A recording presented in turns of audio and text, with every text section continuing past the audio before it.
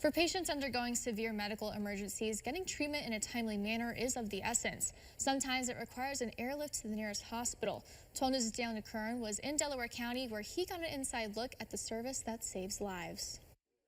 During a severe medical emergency, every second counts in getting the necessary care. Sydney Municipal Airport hosts a service that makes a difference.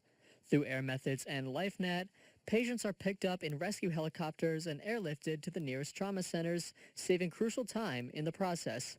Officials say the airlifting process starts after the 911 call. Our pilots and our crews immediately look at the weather, where the aircraft is, where they need to pick up, and all the potential destinations to make sure that we can do it within the different regulations. And from there, after they accept the mission, they'll get clinical information on what's wrong with the patient, what therapies they could potentially need. Each flight consists of a pilot, nurse, and paramedic assisting the patient. Senior Business Manager at LifeNet, Steve Scully-Beeman, says all three play critical roles in getting the patient to the care center. When our aircrafts are being called, it's for the worst possible condition, right? So we want to bring the strongest team to those patients to deliver good outcomes. And when you have both the pre-hospital and the hospital side of the house, those two expertises go very well together, especially considering some of the advanced equipment that we're carrying on these aircraft. Assemblyman Joe Angelino says he has previously been airlifted to receive treatment and that this service is life-saving for those in rural areas.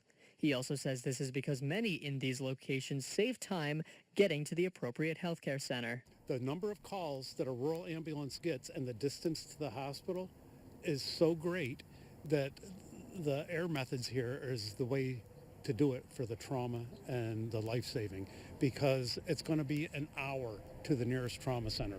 Angelino says he recently helped pass a bill to allow blood on these helicopters, which officials say has helped save lives. Daniel Curran, 12 News, Delaware County.